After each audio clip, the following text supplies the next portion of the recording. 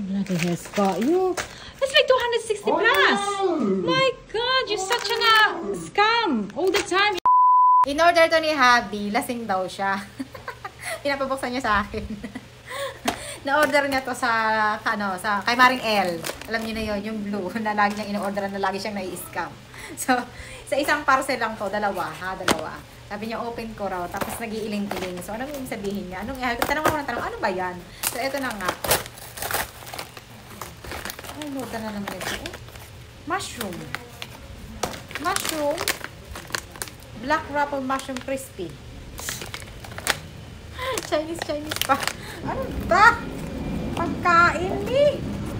Marami pagkain na order ah. Chicherya yata ito.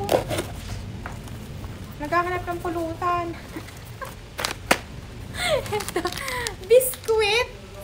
Hala. 1, 2, 3, 4.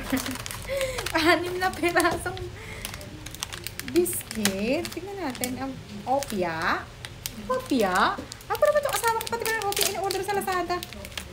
Ay, opia, chubby. Chocolate. 200. Ako nagbayad nito eh. 200 something. Ay, pucha naman talaga. 200 na to? Parang 200. Kanina yung binayaran. Ako pala yung nagbayad nito kasi wala siya dito kanina. So, 200. Parang 262 eh. Yung binayaran ko. Ano dali talaga? Kung ano-anong ino-order. Leche. Mushroom tsaka to. Hopya. 200 plus na to. Mamaya pa sa akin talaga. So, you know how much is this? Huh? 6 pieces. I ate one already. Look, it's so tiny. I know. What is this? It's opia. I know. So why did you order? China. It looked bigger. Why you think it's so huge? Yeah. Oh, it's so tiny. My I know. God. And that's been 2 weeks. It's come from China. It's actually come from China.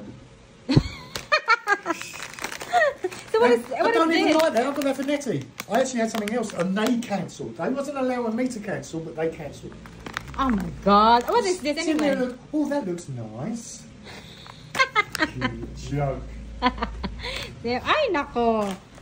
So this is your order. Yeah. 149 pesos. For how many? 6 pieces. Well, how many is there? Yeah. Oh, this one. It looks big. It does. See? Scam me. Scam me. Look at that. That looks lovely, doesn't it? I'm not sitting there thinking, oh, that looks really nice. Oh, that looks nice. Oh, look at that. In reality, Fucking joke. Alam niyo kung ano yung bagong investment ngayon? Cellphone. iPhone. Para maganda yung quality ng video nyo. But anyway, para sa akin, investment siya. Kasi, kung ginagamit mo siya, kung pinagkakakitaan mo, cellphone ang maganda munang investment. Kasi syempre, dun ka kumikita eh. Kaya ito, inutang to. Hindi siya fully paid. 2 years to pay yarn. Para sa anak ko pala to, iPhone 13 siya. So, bumili ako ng case. Siya pala yung pumili nito kasi gusto ko sana siyang bilhan doon sa mall na. Kaya lang ayaw niya ng mga design kasi pag sa mall, plain lang yung design niya.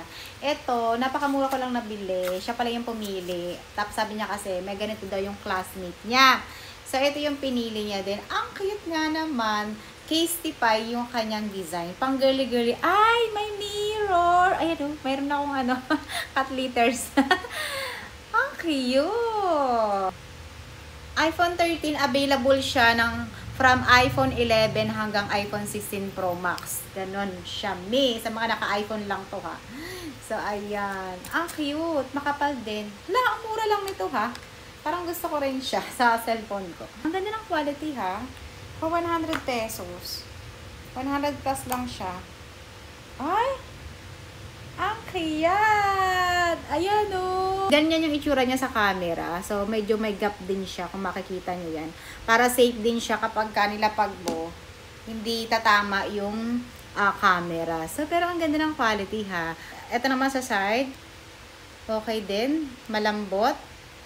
Tapos yung kanyang ng speaker, ayan siya. Yung investment nga siya kasi pwede pa rin siya magamit sa pagbablog ko. Para di alam nyo yun, kasi pagka iPhone to iPhone, pwede lang kami gumawa ng mga behind the scene, pero same pa rin yung quality niya, parang mag-airdrops lang kayo.